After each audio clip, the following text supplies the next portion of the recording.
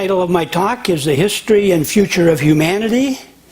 And first I will go into some ideas on that, and then I will get to the part that was actually talked about, the 11 Ways of Wisdom, which is on the second page.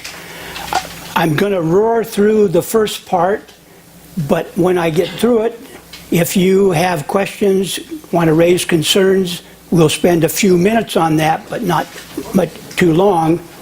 So if you want to mark something on that I'm saying, if you mark it on the script, it'll make it easier for you to raise the question when we get to the end part of that. So, here we go. In today's talk, I will share with you some of my thinking about the history and future of humanity developed in my book, How to Live the Good Life, A User's Guide for Modern Humans, which I have a few copies up here you can look at to see what you've been missing all your life. And it's based on the belief that we live in a cause and effect universe ruled by material causality and chaos theory. I'll start when our species, Homo sapiens, transformed into modern humans some 60 to 120,000 years ago. At the time, they evolved symbolic language. That transformation changed everything. It moved us from species dependent on genes, requiring thousands or millions of years to change, to one incorporating memes, that is, ideas which can change in the blink of an eye. However, genes still provide the foundation upon which memes function, even though we are now beginning to understand how memes can change genes. The change mentioned above made individuals and societies responsible in a new way that I won't go into here. At the same time, it's important to recognize that humans have a genetic propensity to use spirit causality and authority in our lives. Nevertheless, our information and experiences are always important in determining what we do. A critically important step for modern humans was discovered by the ancient Greeks when they invented philosophy. Up to that point, religion was the binding force in every human society, as it still is, because it allows the society to maintain itself generation after generation through powerful stories.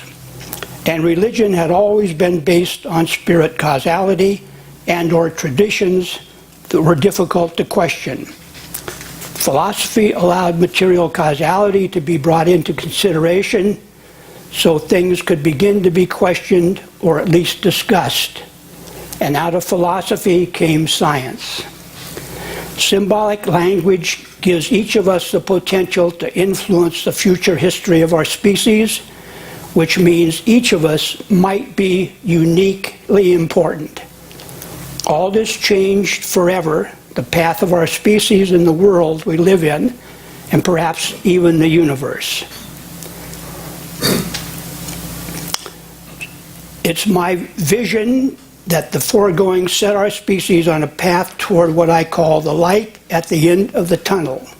For me, that light is societies based on using material causality, totally replacing using spirit causality. The tunnel is the learning curve we've followed to get to today. Another word for this path is humanism.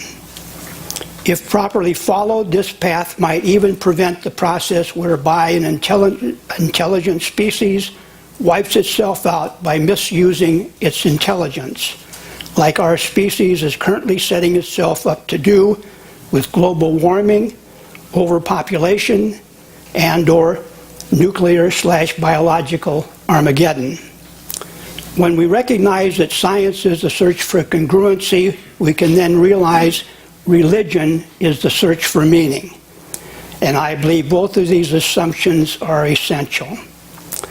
This leads me to the core of my talk today, the 11 Ways of Wisdom, which are envisioned as empirically grounded guidelines for how to best live our lives.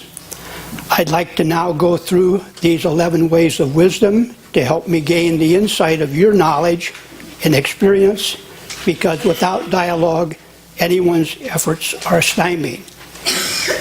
But before I go to that, if any of you want to raise questions, clarification on anything on this page, someone will bring you a mic, you can raise the issue, otherwise I'll go right on to the 11 ways of wisdom.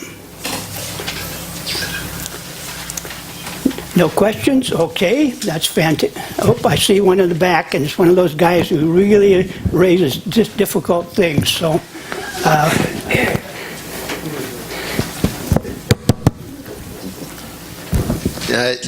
probably just difficult for me, easy for you.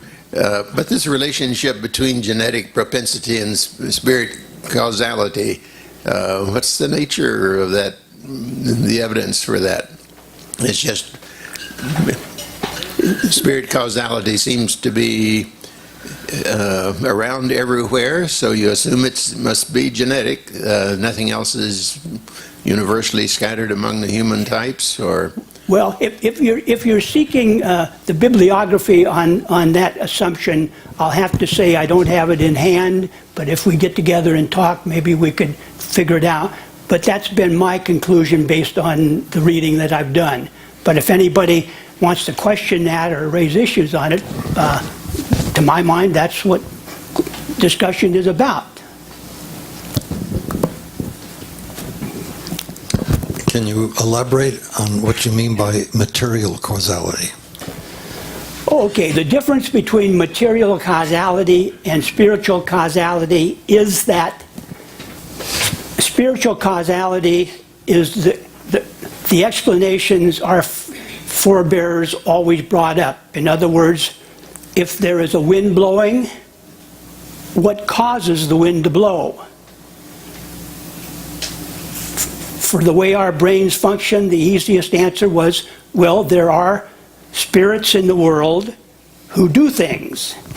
They make the wind blow, they make the sun rise, they make children develop. Anything you couldn't answer just by looking at it was explained by the nature of spirit causality. Now, material causality, of course, that's what science is all about.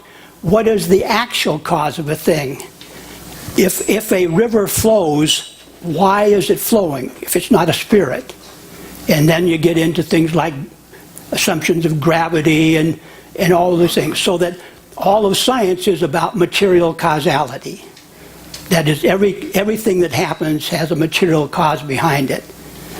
And of course that gets a little interesting in the world of quantum mechanics, but we won't go too deep in that today, although it's an interesting point. Anything else?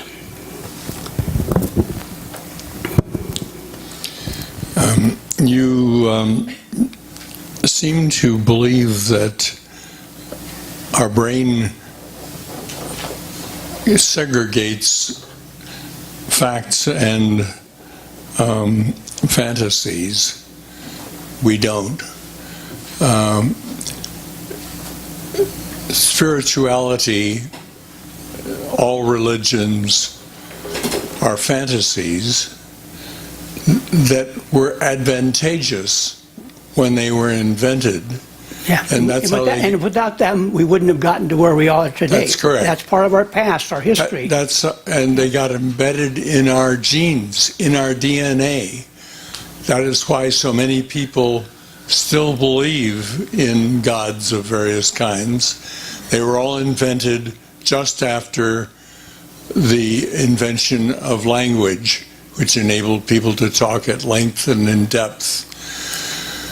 But you have to distinguish between our knowledge, real knowledge of the world, which got embedded there through evolution. Evolution picks stuff that works and embeds it in our brains. And if that stuff happens to be fantasies, still gets embedded in our brains. Oh yeah, that's where fantasy comes out, sure. And that is what is driving us in the wrong direction today.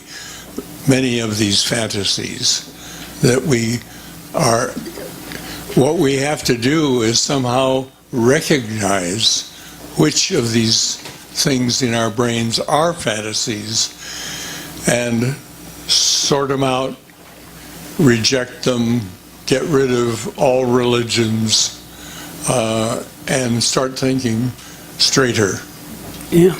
I claim. Yeah. Well, in your last sentence, you raise an interesting question, which I suspect most of the people in this group would agree with, is what is religion actually? And that's the point that I'm trying to get in, that religion isn't just about spirits and such. Religion is a way of thinking about the universe that allows a society to propagate itself from generation to generation. How does it make that leap when the old people die and young people come on? What do they bring with them that will keep that society functioning? And to my mind, that's a more productive way to steady societies. What allowed them to survive, and under what circumstances do they fail?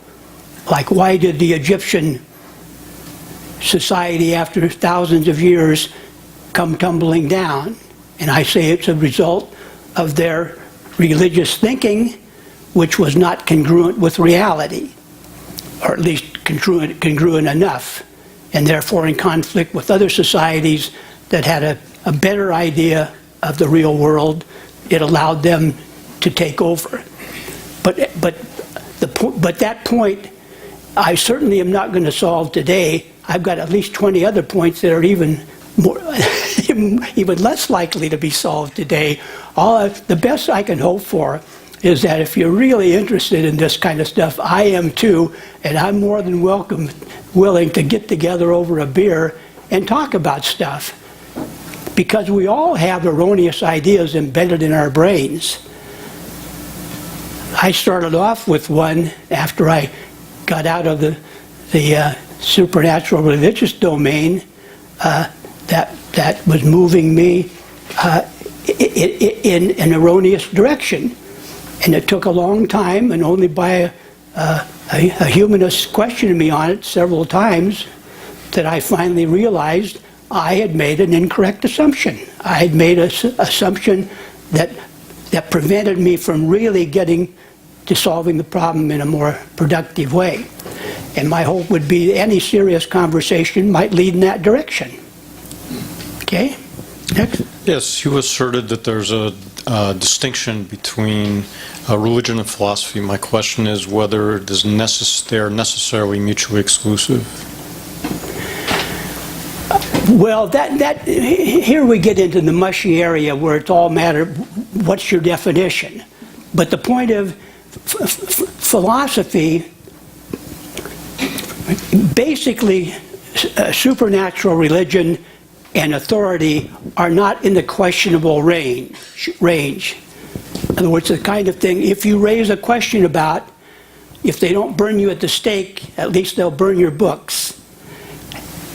Philosophy is in the realm where we can talk about things, but you can only talk about things if the religious environment allows those conversations to take place. Fortunately for us, ancient Greek had a society that was open to that, and it allowed those things to be done, and it allowed questions to be raised.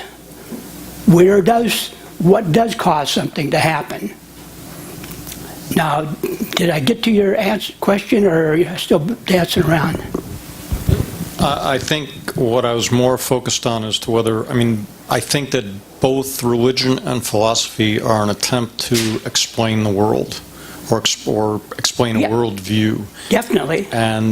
But my question is, and I agree that in some cases there are some forms of religion where dogma supersedes all and there is no questioning allowed of the dogmatic view of the universe, yet there are other religions that actually incorporate, what I would say, the questioning of the worldview And so I think that in some cases it's true they're mutually exclusive, and in other cases I believe that perhaps some religions have actually engendered some types of philosophy, and I wouldn't even exclude the possibility that the Greeks, the Greeks had a very complicated religious structure, okay, and I believe that the Greek philosophers were not atheists.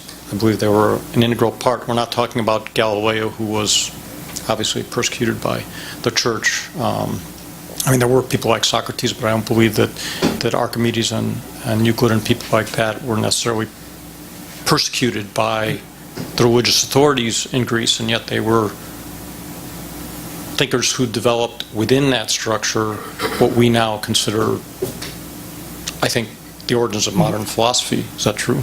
Yeah. Yeah, but we know that Socrates drank the hemlock, and obviously that was a cultural value. And let's face it, every group has values, many of them wrong. This is true of science. As some leading scientists said back in the time of quantum mechanics, is science progresses one death at a time. It's not till the old guys die who have the power, are able to control thinking, that new ideas are able to come up. And this is just as true in humanist circles as it is, well, it's not quite as true in humanist circles, because most of us are, in fact, open to exploring things and thinking of them in different ways. But we all have our limits. And I certainly have mine, and that's part of why I was hoping for a dialogue to help me understand maybe some of my errors that have kept me from progressing where I need to go. Any other questions? I think it's time to move on. So now we go to the 11 ways of wisdom. And my goal, I don't have any intent to get to number 11 before we stop. What I hope will happen is that if anything in there raises your interest, or you see as obviously being wrong, that you'll point it out. And possibly if I chew on it long enough, I'll see, well, I did make a mistake in that idea. But I will say, if you look at each item, there is after a chapter reference, chapter 8. And each of those references is for one of the chapters in my book, because these are empirical processes. It's based on evidence. And I've tried to assemble as much evidence as I could to support that idea, or discard it, because I certainly wasn't committed to any of these things as an ultimate truth, but as the best way for me to understand things. So, the first one there is recognize that human beings are, for us, the ultimate reference system.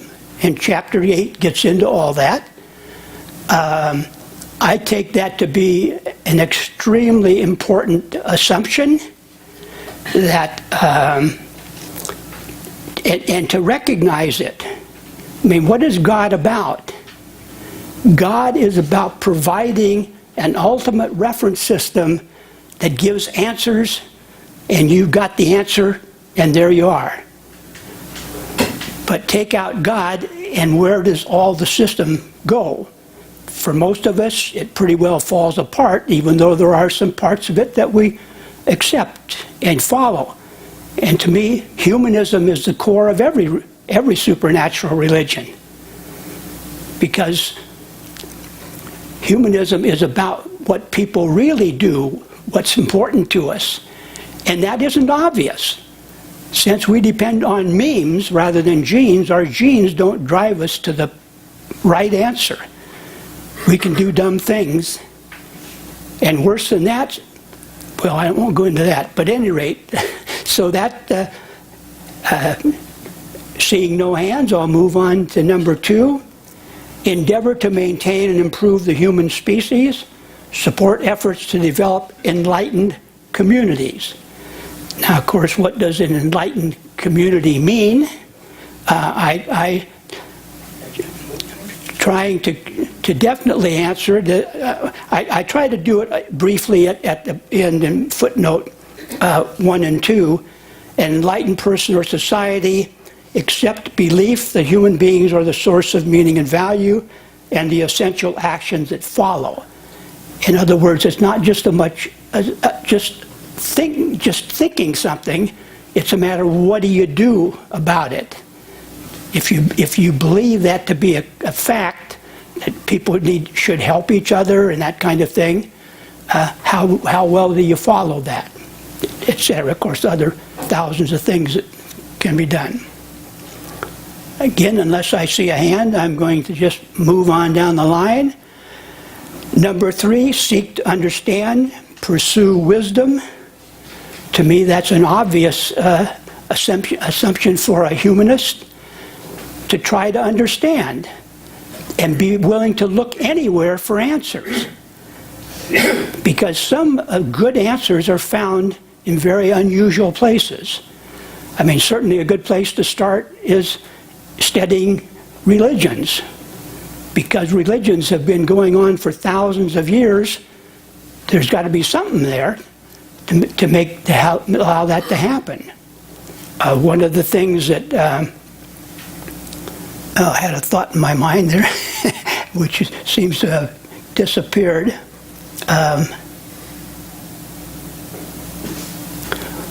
Actually, this process of developing the 11 ways of wisdom came out of some reading in Buddhism, in which, as I read Buddhism, there was some place, he has the 8 pathways of whatever. And so I said, okay, how do those hold up? And I went through them, and if you go through the 10 Commandments, what are 6 of them about? It's about God and what's related to God. That is into what we would call a fantasy domain.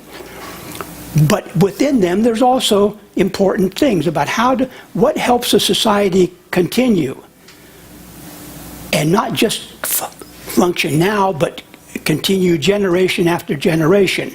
And that's the core. No society can function unless it keeps functioning. And when it stops, then that group ends. And that's part of the history of of civilization. So I started with those, and then as I would read and think and wonder, I would say, well, this seems important. Because what are they? These to me are guidelines to what's important to think about in our life. And they're only empirical, which means more evidence can show they're either wrong or misfocused. And so I kept going until I finally got to 11. There was not a goal to do better than the Christians. It just happened. Okay. 4, recognize that all knowledge rests on faith/beliefs and must always be open to questioning. Now already one of our members has thrown that out. He says, nope, you talk about faith and beliefs, you're out of my league. But to my mind, if you study anything that's known, anything that's presented to you, you find it's based on assumptions. And those assumptions, and I think the Greeks got into all this, those assumptions cannot in fact be proven. There's something that you say is so obvious, of course they got to be true. But many things that seem very obvious to us at one point turn out not to be so obvious as we think more deeply. And so for me, this is a key idea. But because one of our really wise members has raised a question about it, I'm willing, and he's not the first one, of course. I mean, you say this to humanists and almost immediately they shy away from that way of thinking. But I think it's an important thing. Okay. So number 5, strive to make the best choices possible. Again, that seems sort of obvious, but since some people believe you can't even make choices because you're a chaotic creature and therefore choices just happen. I don't believe that. I believe we live in a cause and effect universe. We are cause and effect in every part of us, and we make choices out of causes,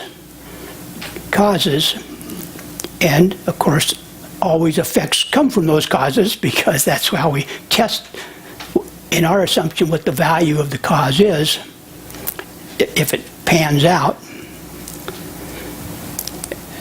Yes, we have a question up here. Yay! We need a microphone over here. Wait for the microphone, because we're recording this, so we'll get you on tape, and you won't be able to say, no, it wasn't me. Okay, all right. So this is a really important question. How do you assure that your conclusions are not based on an intuitive falsehood? And in this point you're making here, you know that all knowledge rests on faith and beliefs, but several times, and especially on this point, you say, well, it seems obvious, and particularly about causality. You say that there's material causality. How do you know? I mean, a lot of people have questioned this concept, and how do you know that every one of your elements here aren't just based on an assumption that you're making? I don't. That's the point. These are all based on assumptions. If anyone can show me reason to change it or throw it out, I'm open to that. At least that's my goal. Now, I have to say, when somebody pointed out to me the assumption, which basically, what's the meaning of life, which got me started on this path, because once I gave up Christianity, I said, okay, well, what is the right way to live my life? And I thought the best way to tackle that is to read what everybody had written and try to get some knowledge from that. Right. So I read the early philosophers, and in philosophy classes in college, you learn about the philosophers, and it becomes obvious they were struggling around. They did the best they could with what they had to work with, but they certainly didn't have the answer. But we aren't even, well, that's another story. At any rate, that's the final answer is, they're assumptions. They may be right, they may be wrong. If they seem right to you and they can be helpful to you, great. If they don't, see, to me, the important thing, we live in an empirical world, and each of us is an empirical animal, and our life is the history of how right and how wrong we were. And in a perfect world, we'd follow each person and say, okay. Only if there is causality. Well, okay.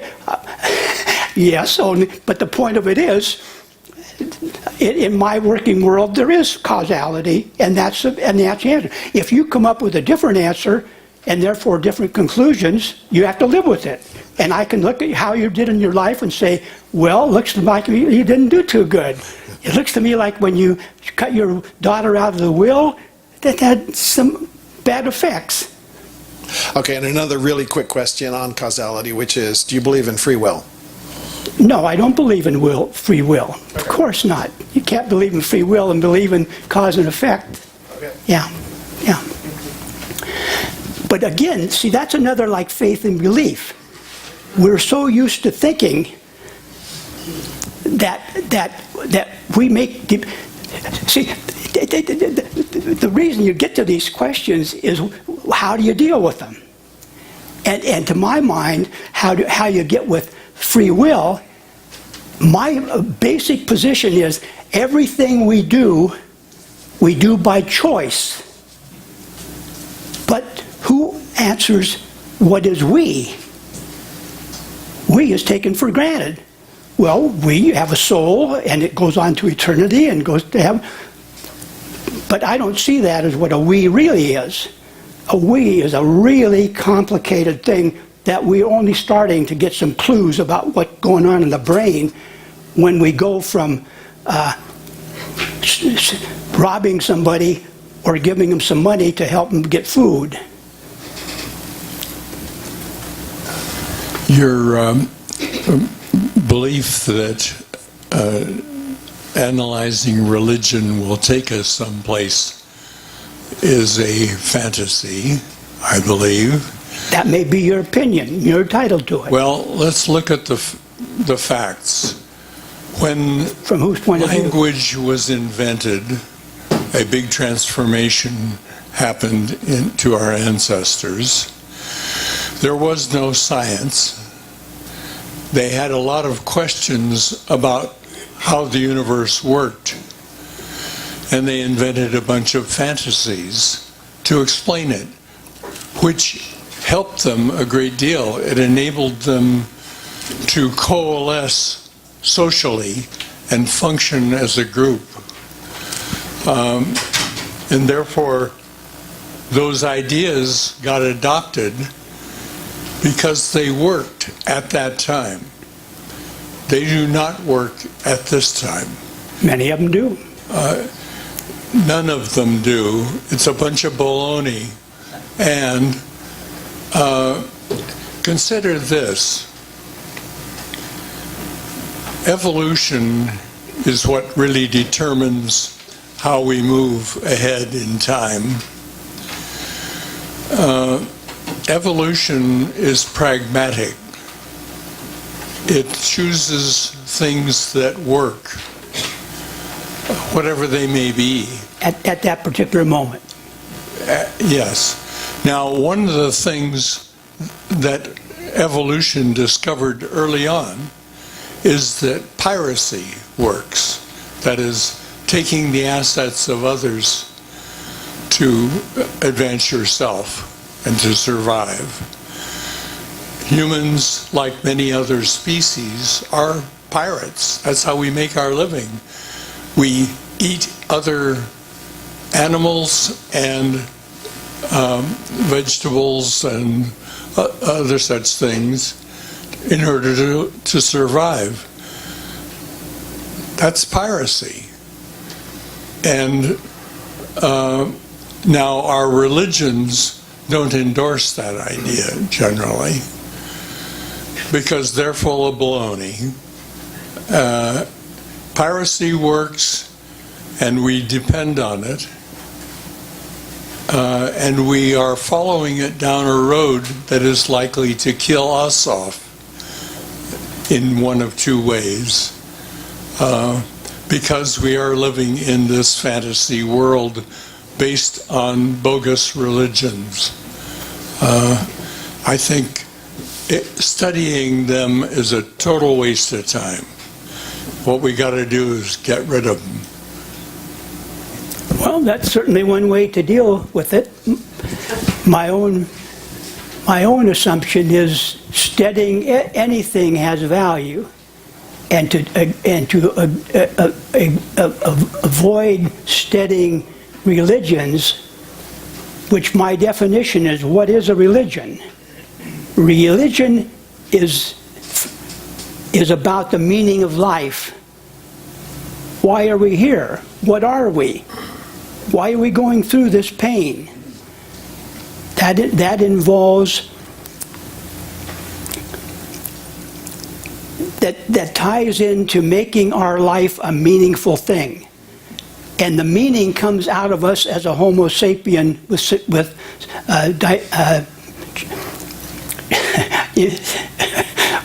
language, symbolic language. And what we do with that takes us the next step. I think to avoid anything is a mistake in my mind. But we have another question. Oh, we got two questions. Okay. Usually the... Okay. I'd like to return to that question of causality for a minute. And I'd like to invoke the Clarke rule. Everybody knows Arthur C. Clarke.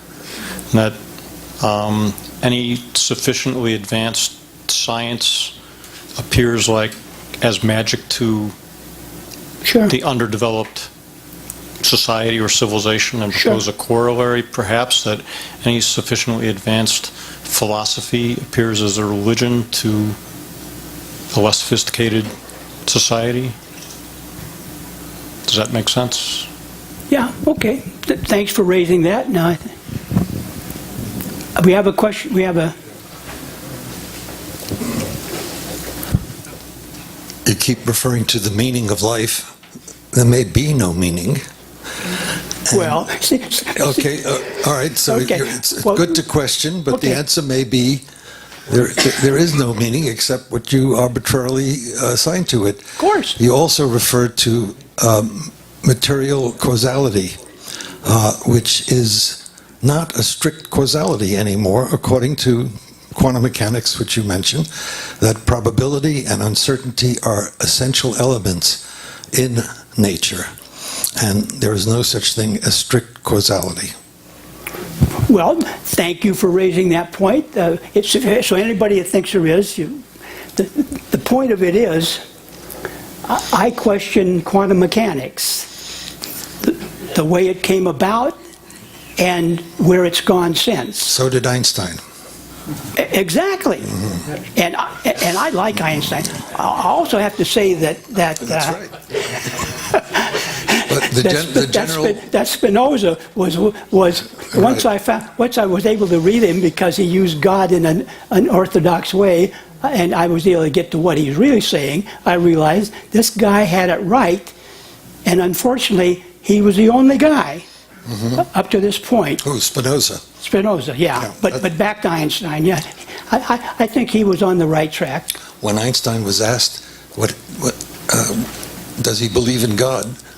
His answer was, he believes the God of Spinoza. Yeah. And that's a very good answer.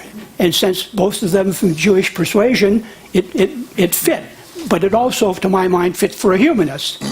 Because every person who's deeply embedded in a religion, or is even embedded in it slightly, it's probably because of their humanism.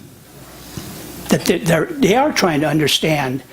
They're trying to understand what really works. Now, some people think if you take a gun and rob somebody and take their money, that you're ahead of the game.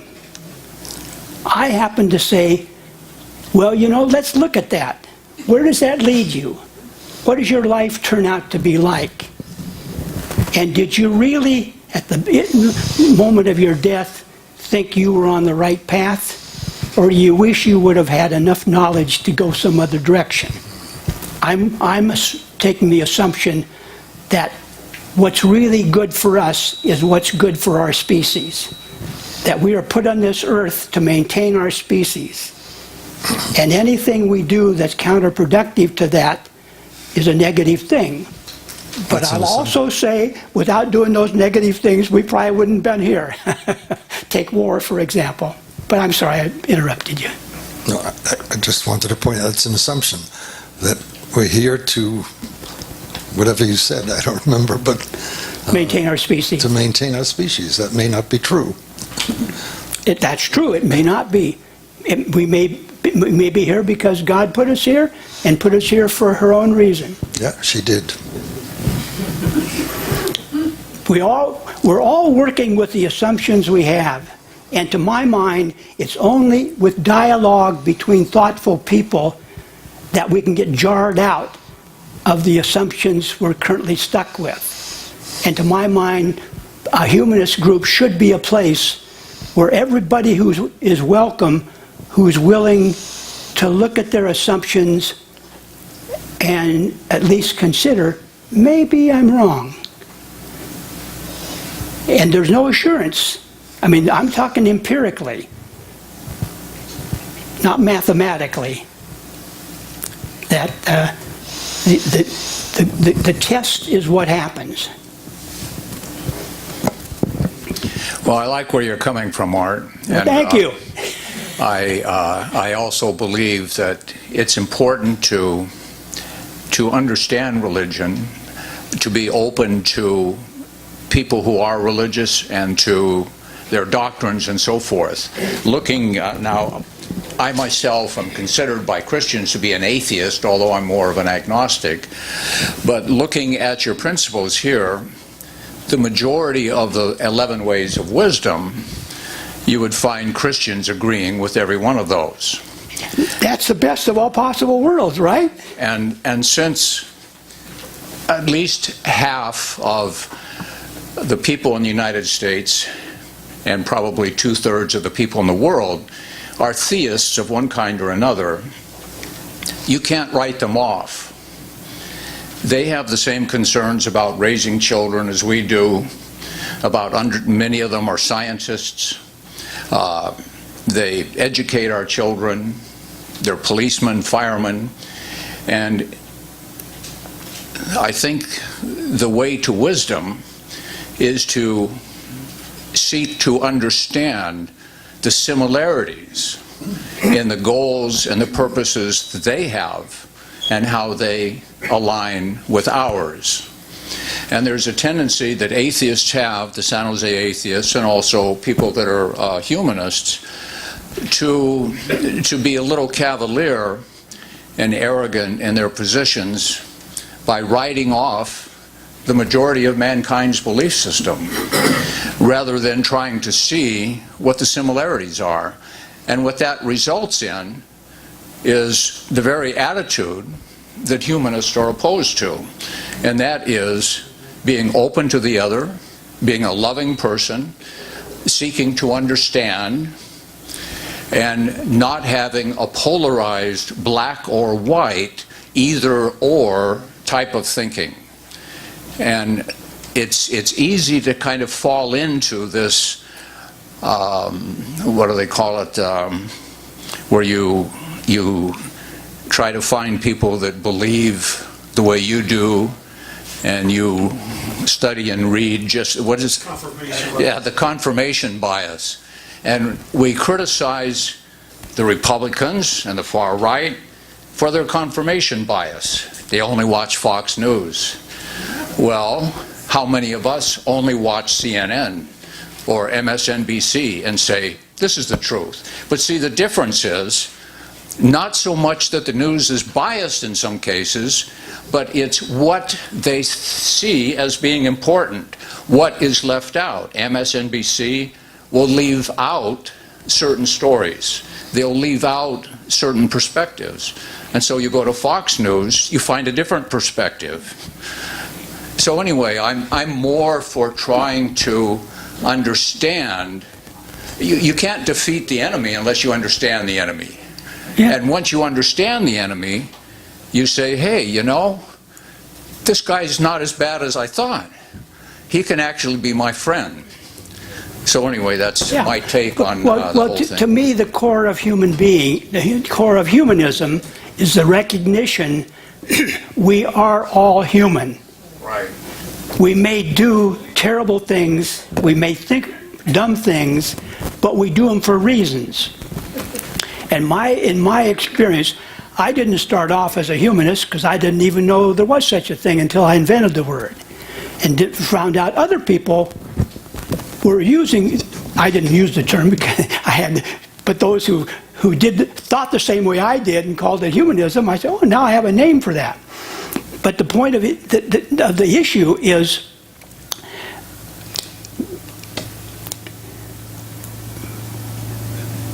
I stopped being a Christian for a reason, or maybe 10 reasons.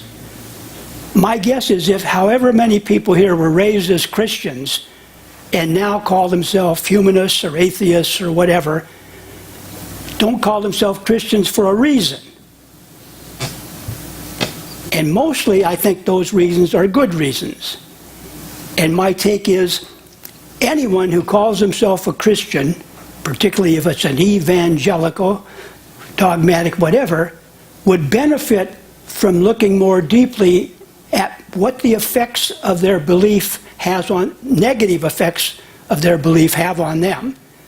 And my hope is that humanism has more positive effects than negative effects, even though all of us are in the process of becoming.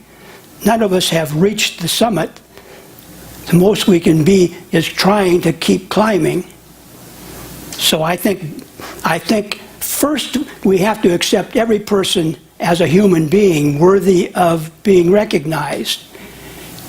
And to focus on their dumb beliefs is not the way to change dumb beliefs. They have to do that themselves. The best way is to ask them, well, what does that mean? How do you deal with this? And let them explain it themselves. My understanding is many people became humanists because their children asked them, Daddy, do we believe in God? And all of a sudden they're confronted with a question they avoided asking. And once they ask it, they have to, yeah, you know, we don't. But it wasn't because somebody converted them, but because somebody told them they were stupid for believing in God. It's because they have worked it out in their own brain, and that's what we all have to do, work it out in our own brain. And that's why the whole thing is empirical. And anything we say has to be up for grabs. No assumption can be proven to be right. Just here for the prior comments that we heard there, and to pick up on that and what you said about questioning our dumb beliefs, I think that applies to everybody and their belief system. But my real question is, you talked before that your stuff is based on assumptions, and then we also heard after that choices, you didn't believe in free will, but we make choices and they're based on assumptions, okay? Could you share what those basic assumptions are for you? One thing you said is, and I tend to agree, is I think there's no real meaning to life or anything except the propagation and continuance of life in the species. That's what this is about. This is about presentation of my assumptions, and I'll leave it at that. If you want to know them, look at it. And if you ever want to question any of them, my goal is to try to deal with that. Just to clarify our beliefs, you mentioned we need to think of why we were put on this earth. To say why we were put on this earth implies that someone or something put us here. I think maybe just talking about the meaning of life might be a better way to talk about it instead of implying that somebody put us here. Yeah. No, I would basically agree with you, but the point of it is sometimes we take shortcuts and we say things in a way that can easily offend somebody, like everything we think and do is based on beliefs. That's sort of a one way to present a thing, and it deals with part of it, but it may raise competing things that for a particular individual is more offensive than whatever good idea you had for doing it. Yeah, I wanted to talk about the whole idea of the meaning of life. You know, what happens is, as far as we understand, determined by evolution in physics and so on. And it might be that the meaning of life is to survive, but that's not my meaning. My meaning is to have a good time while I'm here, do whatever seems appropriate to me. And I think, you know, what we're talking about is everybody basically following that same rule. Do what feels right to you, and we'll see how it works out. We don't know whether religion is going to disappear. If it's an evolutionary thing. If it has value, if it doesn't die out, it won't die out. If it does, if it's going to die, it will die out because people think differently. But I don't know that everybody is going to change their way of thinking. Well, that's the realistic way to look at it. I'm hopeful. You're like those people who went out there. But even though I claim I'm an evangelical humanist, You don't see me going around knocking on doors and saying, brother, have you heard the good word? Humanism. We're all in this together. If we help each other, things are going to get better. Won't you want to participate, you know? If I really were an evangelical humanist, maybe I'd be doing that. Maybe they'll get better. Yeah, with time, yeah. If I live long enough, you never know what'll happen if you live longer. Are we ready? Oh, Hi, Arthur. okay, Suma. I'll make a statement. Religion is bigotry. Say that again. Religion is bigotry, but What's the word? bigotry. Bigotry. I get the bigotry, but I don't get the preceding word. Religion. Religion. Yeah. Oh, religion is bigotry. Well, Just hold on a second. okay. So we love animals. Do they have religion? Do they have any sense of meaning of lives? But we still love them. So we can love humans irrespective of their religious beliefs. And also, people don't act just because of religious beliefs. As Alex pointing out, we try to survive. It's a hostile ecosystems. We try to survive, and our brain is hardwired with strategies to survive. Like we see colors. These are frequencies. But we call them red, white, blue, green, because our brain trained us to survive in these hostile ecosystems by formulating this frequency is called green, or this. So from that perspective, we are hardwired. Like we reproduced, we are hardwired to reproduce, not because of some religious fundamental beliefs. So my question to you is that we still love humans, we still love people and animals, irrespective of their bigotry of religious beliefs. Right, but let me say first how I divide meaning of life, and this was the insight that it took me a long time to realize, is in my way of putting things together, I say, if you are alive, you have a meaning for your life. Because when you have no meaning for it, that's when you jump over the bridge or confront a cop with a gun so he can kill you, or all the things people do when they have lost meaning for their life. And sadly enough, many times people who were raised in an evangelical Christian home and realize it isn't working for them think they don't have any meaning in their life, therefore they might as well end it. And some of them do. But as to the other issue, I'll let your position stand, okay? Yeah. Thank you. I see the main value of your 11 ways of wisdom that they make us thinking about these big issues. But the paradox is that the more I'm thinking about this, the more I question them.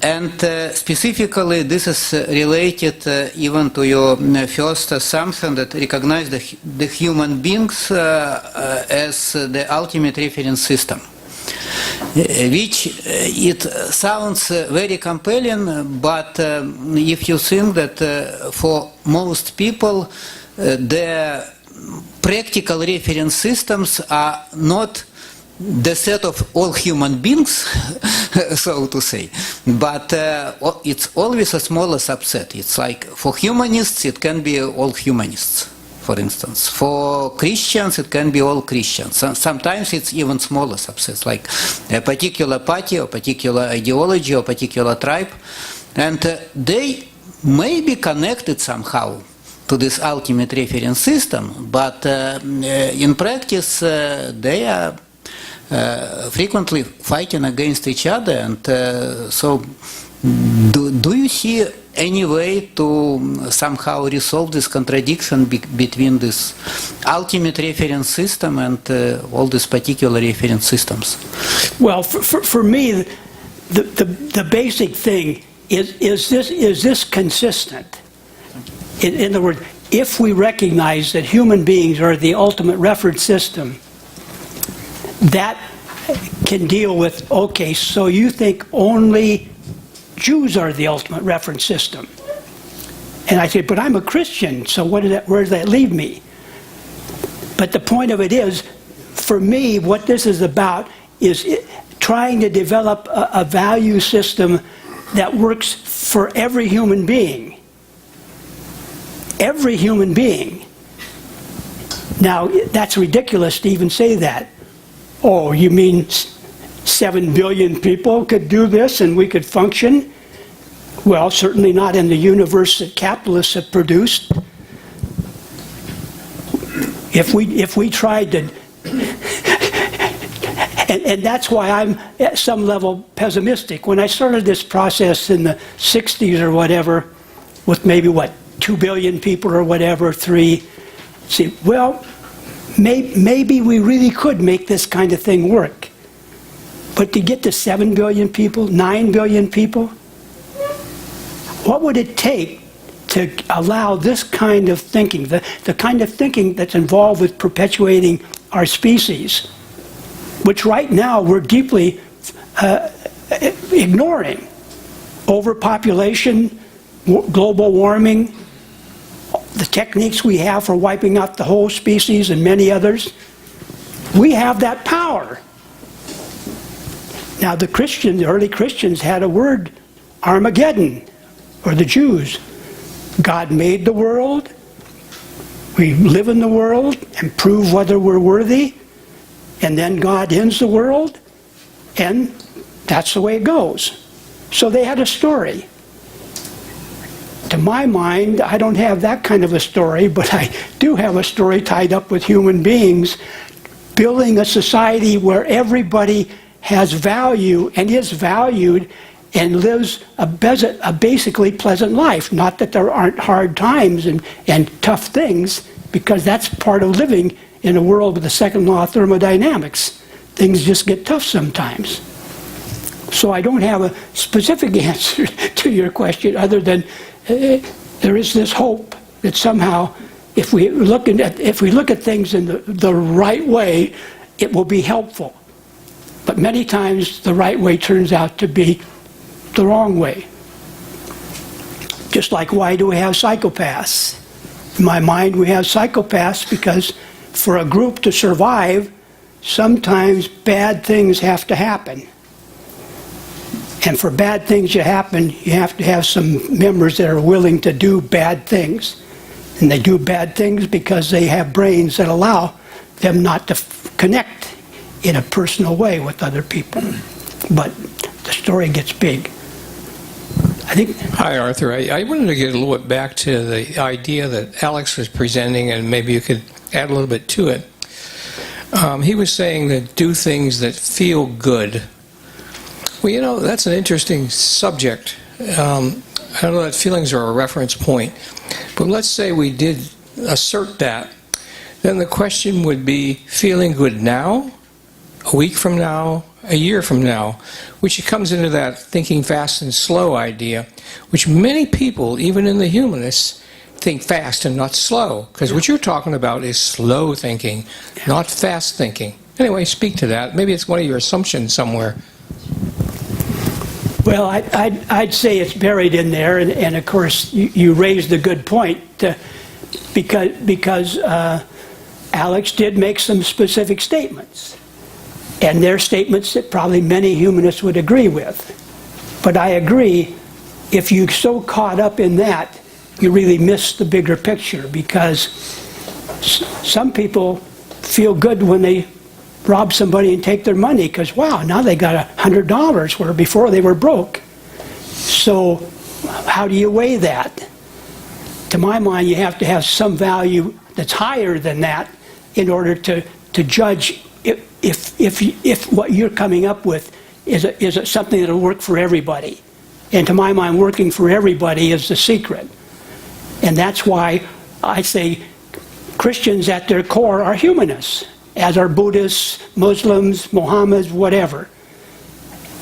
Because they have that basic humanity, even though it may be distorted by the teachings that they've had. But there aren't any easy answers, that's for sure. Arthur, there are 3 one-sentence paragraphs at the end of the numbered area there. And the second one is, I propose that one society is responsible for every act, thought, etc. of every citizen. Would you want to talk about that a little bit? Sure. In the 3 minutes I have left before this talk is over, let me say,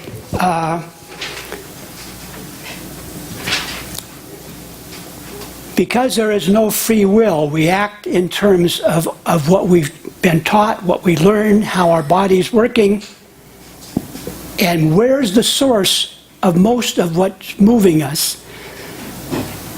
Of course, first it starts with our family. Where do psychopaths come from? Raised in a hurtful, damaging, oppressive environment. And so our society, but the core of that is, why do people do what they do? I'm working on another talk, which unfortunately won't be given to the Humanist Community, because you guys are moving in September, but it's about stories, the power of stories and how important that is. And to my mind, the Christian story comes from the Jewish story. Bad people need to be punished. In the early days, you did it with stones. You picked up a lot of stones, hit them with them, and you solved the problem. That person went away. But to my mind, why did the person do that? See, that's where you get to science. Science wants to know why things happen. And that means, how do you get into a person's brain and explore it and say, okay, it happened because our leader, our all-wise leader, caused this person to do things that was destructive to them and led them down the garden path. So to me, it goes back. I truly believe, although it's harder and harder with all the more billions we have, that we could, by studying the 2 million people that we have locked in prisons and studying, well, why are you here, really? Not in the court of law, because a court of law is I can't think of a bad enough word to talk about it, but it's a matter of we do things for reasons, and the reasons come out of our society. And therefore the society has to share the guilt and the blame for every bad act anybody does in their society. And that gets complicated fast, and certainly I would never have time to answer a thing like this, but the point of it is, that's sort of the answer for me. I don't know if I really got to the core of your question, but we can talk more if I didn't. Okay, let's thank Arthur for his talk. And